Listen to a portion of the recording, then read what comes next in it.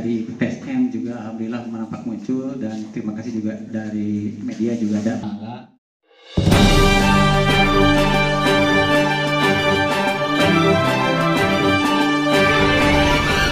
Dalam rangka menghadapi musim hal-hal yang tidak diinginkan. Antisipasi bencana alam di musim hujan, lintas sektoral Kecamatan Karudampit gelar mitigasi bencana. Pasca musim kemarau yang terjadi pada awal tahun 2023 lalu yang berakhir pada Oktober kemarin, kini perubahan cuaca sudah mulai masuk ke arah penghujan.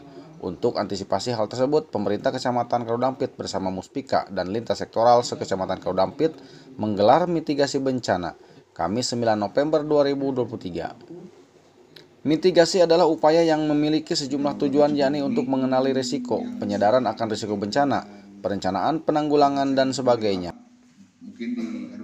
Usai musyawarah mitigasi yang digelar di Aula Kecamatan, Muspika berikut lintas sektoral langsung melihat ke lokasi terkait pohon yang diduga akan membahayakan manusia maupun kendaraan untuk didalami.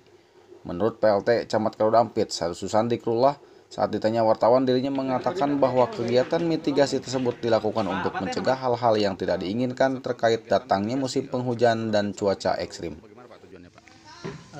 Mitigasi di Kecamatan Karudampit saat ini tujuannya adalah bagaimana kita mempersiapkan atau mewaspadai ketika menghadapi musim hujan, musim angin. Di masa hujan ini ya banyak sekali di potensi-potensi rawan bencana di Karudampit. Banyak juga lahan-lahan yang bertebing-tebing, sungai, dan juga pohon-pohon yang seharusnya menjadi potensi itu kita waspadai, sehingga masyarakat memahami, tahu potensi-potensi bencana apa yang akan terjadi di sekitar wilayahnya. Langkah ke depan kita sudah melakukan musyawarah bersama, menilai ya potensi-potensi yang ada akibat dampak daripada runtuhnya pohon ini diakibatkan oleh hujan dan angin deras kemarin itu. Kita akan melakukan juga pengamanan terkait dengan pohon-pohon yang rawan untuk terjadinya tumbang susulan yang akan mengakibatkan korban baik manusia maupun barang gitu ya di sini. Sehingga kami Muspika bersama dinas lain teknis ada dari Kehutanan BPBD mempersiapkan segala sesuatu jangan sampai terjadi hal-hal yang tidak diinginkan.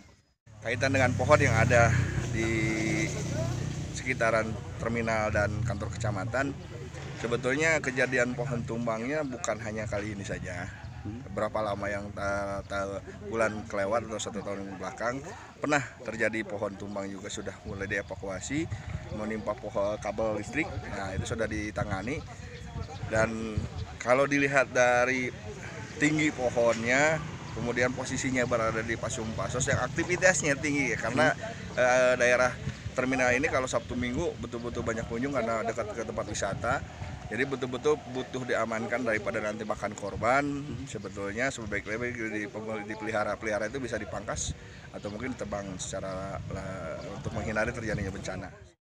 Hasil dari analisa potensi wilayah dan analisa inventarisasi pohon, di sini ada 2 kemungkinan, Pak. Satu, pengkajiannya adalah pohon yang sudah panjang dan sehat itu paling dipangkas. Yang kedua, pohon yang sudah mati atau akan bertumbuh lapuk itu minimal harus ditebang seperti itu, Pak. Kategorinya untuk ruang terbuka hijau, yang penting tanaman itu pohonnya keras, akarnya kuat, daya tahan tubuhnya lama seperti itu. Untuk pasung hijauan masuk penghijauan, tapi untuk lahan ruang terbuka hijau kurang baik karena jabon tersebut menjulang tinggi ke atas. Yang kedua, daunnya tidak terlalu lebar seperti itu. Jadi untuk penanggungan agak kurang baik seperti itu. Usia jabon itu untuk di hutan HTI itu minimal 8-10 tahun sudah ditebang seperti itu. Kalau untuk di pekarangan seperti ini, di ruang terbuka hijau, agak baiknya tidak disarankan untuk ditanam seperti itu, Pak. Dengan digelarnya mitigasi bencana, lintas sektoral Kecamatan Karudampit dapat meminimalisir hal-hal yang terjadi di luar dugaan dan hal yang terjadi yang tidak diinginkan. Dari Karudampit, Kabupaten Sukabumi, Aspriyatna, LRTP.